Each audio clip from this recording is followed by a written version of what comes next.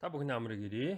Намайг нэг санал асуулга бөглөөдөхөж гисэн. Би сүр болгоол одоо юу гэдгийг бичлэг болгож байна. За та бүхний амрыг ирье гэдэг нь явж зөв болж хувирсан шүү дээ. Яасан бэхээр нэг интернетэд нэг юм бичлэг байна. Ордос маягаар мэдчлэх гинэ.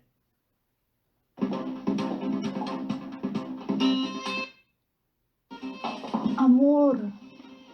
Ja, amor. Ямар амар хоолойтой ихч вэ. Amor. Amor. Тэгэхээр юу яд юм шиг байна л да. Өөртөө тэнцүү ч юм уу эсвэл өөрөөсөө анх насны хүмүүст хүндэтгэлтэй хайрцаг гэвэл амар байна уу? Амар миндүү гэх нь шүү дээ. За ингэж байгаа. Чингис хааны иш хөрөгөө дүр төрхийн талаарх хандлага ба улс төр гэж байна. Эрхэм хүндэт оролцогч танаа энэхүү судалгаа нь түүх соёлын үнэт өв болсон Чингис хааны хөрөг зураг, түүний утга учир, түүхэн ач холбогдол мөн таны үзэл бодлыг судлах зорилготой юм а. Таны өгсөн хариулт нь зөвхөн судалгааны зорилгоор ашиглагдах бөгөөд бүрэн нууц байх болно. Та цаг заваа хүндэтгэн үнэн зөв хариулт өгнө үү? Баярлалаа. Та цаг заваа гарган гэж байна тий. За. Таны нас хэд вэ гэж байна. За 40 гарцсан 40-с 50-ийн хооронд байна гэж байна. Би таныг нэг 20 морь идтэй байх л гэж бодсон шүү дээ. Та ямар хөгшин юм бэ гэж хэлсэн хүн бас байгаа. За Улаанбаатар. Таны боловсролын төвшин. За тэр дээр мэг тавьсан. Хүүс эрхтэй. За. Энэхүү Чингис хааны иш хөрөг танд ямар мэдрэмж сэтгэгдлийг төрүүлдэг вэ? Хаалт дотор таны үзэл бодолд хамгийн нийцэх хувилбарыг сонгоно гэж байна. Мэдээж тэр хүндэтгэл үндэсний шүтээ энтер гэдэг нь мэдрэгддэг бахархал их оронч үзэл болж байна. Сүрдмээр улс төрийн дээд гэсэн юм нэг их боддоггүй. Энийг хараад шууд түүхэн өв урлагийн бүтээл гэж хардаг тийм үү? Шууд одоо Чингис хааныг хараад одоо улс төржөөл амар бахархаал одоо гэдгийг тийм болоод байдаг хүн бай тийм болов. Тэгээ жоохон саруул ухаантай сэтгэж их юм дээ. Түүхэн өв урлаг гэж шууд харж байгаа. За Чингис хааны энэхүү иш хөргийг харахад танд аль мэдрэмж нь илүү давмгай төрж байна вэ? Нэг асуултаа дахин асууж авах шиг байна. Мэдээж улс төр мэдрэмдэхгүй урлаг талаас нь харж байна. Сайхан урлагийн бүтээлтэй гой сайхан бүтээсэн зүйл гэж. Чингис хааны энэхүү иш хөргийг харахад танд үнцэрхэг үзэл их оронч мэдрэмж төрдөг үү? Яг тийм гихэн чашаанд ерөнхийдөө заримдаа гээд тавьчих гэж шийдсэн байна. Чингис хаан энэхүү иш хөргийг албан ёсны хэв маягаар таалтан дотор ёс төртэй, нэг загвартай хадгалах нь чухал уу гэж үздэг үү? Үжи байгаа юмыг одоо юу гэдгийг дахин пэрэнтлэх гээд байгаа юм уу? Ахин дахин үйлдвэрлэх гээд байгаа юм уу? Тэгээ тэрэнд нь одоо юу гэдгийг үйлдвэрлэхээр алдаа гарчдаг юм уу? Ягаад ийм асуугаад байгаа юм бэ? Яг хоо мэдээж энэ дүр төрхийг хадгалах ёстой нь харьцангуй чухал гэж би үзэж байна. За Чингис хаан энэхүү иш хөрөг нэр төрх гэж байдаг юм бол нэр төрх. За төрийн ордон албан ёсны улс төрийн арга хэмжээнд байнга байрлуулж ашиглах нь зөв гэж үзэж байна. Тий. Нөгөө нэг Оросд Путиний зургийг ингээл төрийн албан агчид бүгдөө өрөөндөө тавьсан байдагтай адилхан Чингис хааны зургийг ягаад төрийн албан агч нар өрөөндөө тавьж болдгүй юм зөв гэж үзэж байна. За Чингис хаан энэхүү иш хөргийг улс төрийн жижиг хэмжээний үйл ажиллагаа жишээ нь намын ивент уулз сурталчилгаанд ашиглахыг зөвшөөрөх үү? Мэдээж зөвшөөрнө шүү дээ. Тэгээл Чингис хааныхаа хөргийг тавьчихвал хурал цуглаана хийж л байна. Ямар хамаатай юм? Ягаад зөвшөөрөхгүй юм? Чингис хааны энэхүү иш хөргийг улс төр бизнес сурталчилгаа байнга ашиглах нь түүний үн цэнийг бууруулж байна гэж үздэг.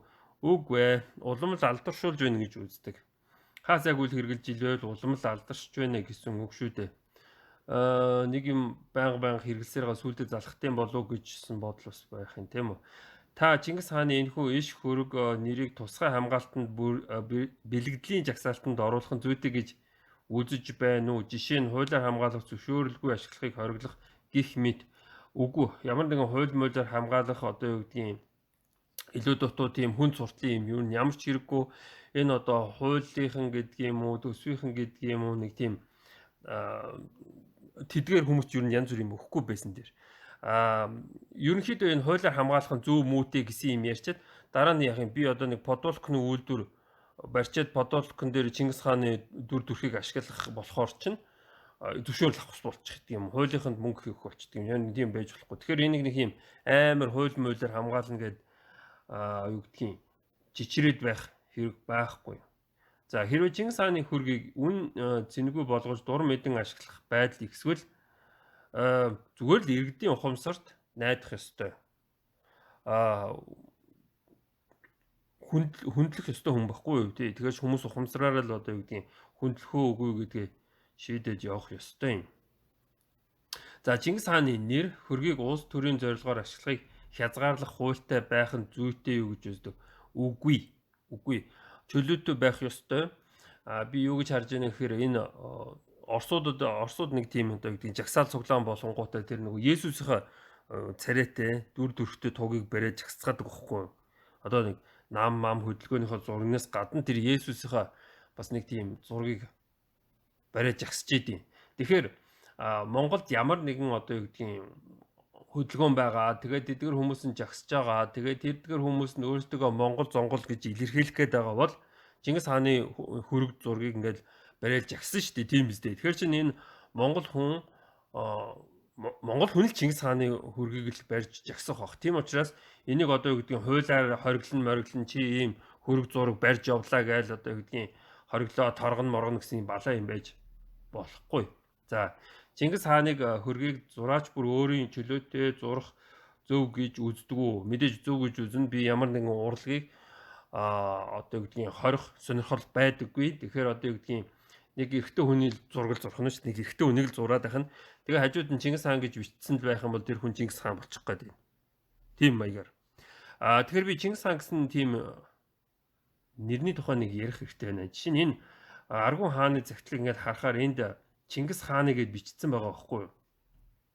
Тэгэхээр энд юу гэж бичиж байгаа нэхэр чинь Ч өсөг байгаа юм тийм үү? Тэгээд И өсөг биш байгаа. Ийм урт И биш заяа. Жижигхэн А байгаа. Тэгээд Г тэгээд исэл байх шиг байна. Тэгээд хагааны гэж ярихгүй байгаа юм. Энэ хаан тий хаан уу гэдэг аахгүй юу? Чингис биш Цангис хаан уу гэдэг. Тэрийн Цангис гэж юу ээж болох вэ гэж би бас бодлоо л доо. Тэгэхээр ингэж аа Ч А ин Г И ис ч гэдэг юм. Киргиз хэл байна гэж ярьж байна л да. Киргиз хэл. Snowy. Snowy яриа биш л дээ. Би энэ юу гэж олж харсан мөхөр манай Монголтой ойролцоо юм юу вэ гэхээр чинь энэ Тува байна гэж харсан. Энэ Чангис гэж. Зөвхөн only one гэж байгааз single гэж байгааз ганцхан гэсэн утгатай байгаад байна. Тэгэхээр Чингис хаан гэдэг маань монопол буюу цорын ганц хаан гэсэн утгатай юм шиг байгаад байна. За таны гэрт Чингис энэхүү иш хааны хөрөг нэр бүхий эд зүйл байдаг. Хэрв байдаг бол ямар хэлбэртэй вэ? Ханы чимэглэл энэ төр гэдгийг дарах гэснээ мэдээ надад ганц ханы хевсэл байгаа юм чинь ханы хевс гээд явуулчихъя гэж шийдлээ. Та Чингис хааны нэр энэхүү иш хөргийн бүхий бүтээгдэхүүн жишээ нь арх, шар арх гэх мэт худалдаанд байх нь эерэг сэтгэл төрүүлдэг, сөрөг сэтгэл төрүүлдэг, ямар ч сэтгэл төрүүлнэ. 90-ад онд тогтчихсон одоо юу гэдэг Чингис хаан арх мархч гэдэг юм уу? 90-ад оны нэг ийм их сайхан чөлөөтэй янз бүрийн одоо юу гэдгийг туршсан тийм үе байсан шүү дээ. Тийм нэг нийгэм байсан шүү дээ. Тэрийг бас алдчихмааргүй байна. Тэгээ Чингис хаан шар айраг, Чингис хаан арх марх тэр бүх юм байх хэрэгтэй. Тийм учраас би энэ талаар ямар нэгэн тийм сэтгэл төрдөг гэл тавьчих юм. За, юу лээ? Чингис хааны нэртэй арх сотруулах ундаа байх нь үндэсний бэлэгдлийг бууруулж байна гэж үздэг үү? Үгүй ээ, байж л вэ гэх. Та Чингис хааны энэ хүү иш хөргийг янз бүрийн бараа бүтээгдэхүүн сурталчилгаанд ашиглахыг зөв гэж боддгоо. Тийм ээ, зөвөө. Би хизээ нэгэн цаг Чингис хааны нэртэй шоколад ч юм уу, Чингис хааны нэртэй ямар нэгэн мэдгүй ширээ сандалч гэдэг юм ямар нэгэн бүтээгдэхүүн үйлдвэрлэж магадгүй байхгүй. Тэгээд тэрнээс нь одоо гэдэг нь тусгай зөвшөөрөл мөшөөрөл аавна гээл ингээд мөнгө төгрөг ингээд авах гадлаад чинь тиймэрхүү юм хийх гээд байх шиг санагдаад байна. Тэгэхээр ерөнхийдөө чөлөөтэй л орхих хэрэгтэй гэдэг дээр нь таны бодлоор Чингис хааны энэхүү иш хөрөг улсын бэлэгдэл байх ёстой нь ойлгомжтой. Зүгээр түүхийн дурсгал нь зүгээр л гэдэг нь ямар ч үстэй. Түүхийн дурсгал гэдэг нь ойлгомжтой. Бараа бүтээгдэхүүн тэмдэг байж болно. Энгийн зургаас ялгаагүй. Хамгийн сүүлийнх нь ямар утгагүй юм. За та бусад гэдгийг тавиад улс бараа бүтээгдэхүүн цөм байж болно гэж байна.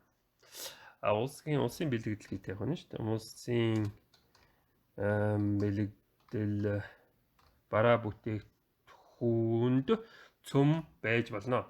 За. Чингис хааны энэхүү иш хөрөг годомжин унаж бохирдсон байвал та яах вэ? Түүж авц цэвэрлэх нь ойлгомжтой. Холуур явахгүй, анхаарахгүй нь хамаагүй тийм.